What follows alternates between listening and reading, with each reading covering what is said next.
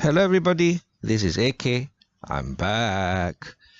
So I've been asked before, would I like to be a young person again? I'm a young senior. I'm not a young person.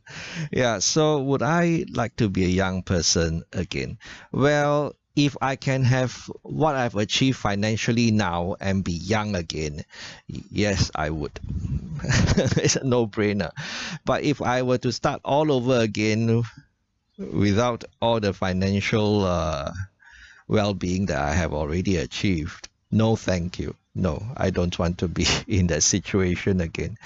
Older readers of my blog will remember how I shared stories of my younger days, and in a blog I said I was experiencing financial hardship, and my family almost went bankrupt, for example.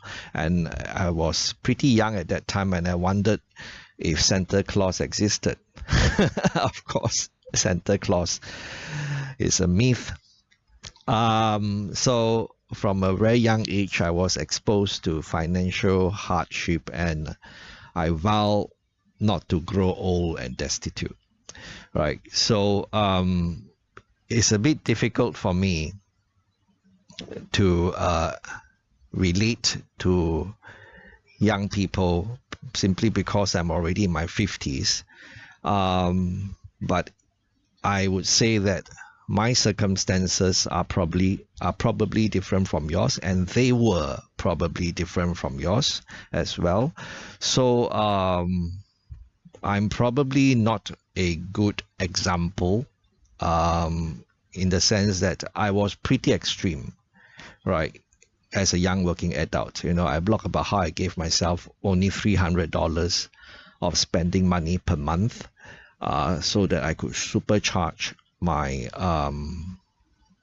journey towards financial freedom. I was pretty frugal. So, I mean, for a regular person, they'll look at AK and say, no, that's not the kind of life I want. Even now, I'm pretty simple in my needs, right? And I don't have many luxurious wants, extravagant ones, right? So luxury is totally optional, in my opinion. But of course, to some people, it's a necessity, which is why I say we have different beliefs, right? But if for a regular person, they look at AK and say, nah, he can only achieve what he has achieved because of the way he lived, very frugal, and he was investing from a very young age and all that kind of thing. Well, there is some truth in that for sure. But how can a regular person achieve financial freedom, or at least, let's say, generate $60,000 of passive income by the time he is, say, 55, right? $60,000 of passive income per year by the time he's 55, which is when most regular people think of retirement. I'm just assuming lah. Well, if we have $1 million in investments by the time we're 55 and it's generating a 6% dividend yield, we get $60,000 per year in passive income, which is about $5,000 a month, which should be quite comfortable for most people to retire on, right? So that's the answer. But then, of course, then the next question is, how do I get $1 million worth of investments by the time I'm 55? Well, we have to start somewhere, right? Money doesn't fall from the sky, but I mean, if you are lucky enough to strike big sweep, then okay, problem solved. Yeah, but let's say we are not a gambler, and we don't go down that path.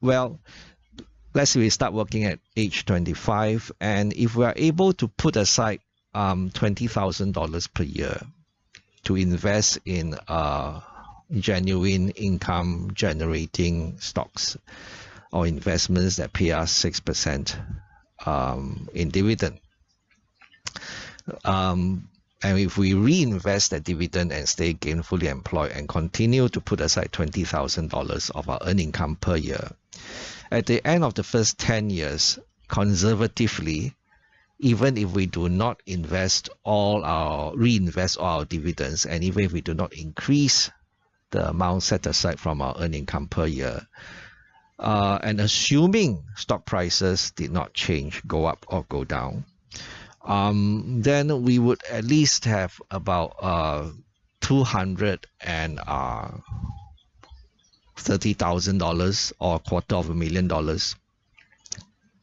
invested by then. But of course, that's assuming that dividend payout did not increase as well. Okay, so if it's a good income generating portfolio, chances are the income generator would increase over time.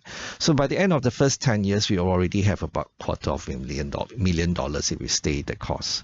And the next 10 years, from 35 years old onwards, we could increase the amount of money we set aside from our earned income, because realistically, we would probably be making more money from our job, right? So earned income should have gone up. So if we could increase that amount to, let's say, bump it up to $30,000 a year, we will have another $300,000 invested in the next 10 years.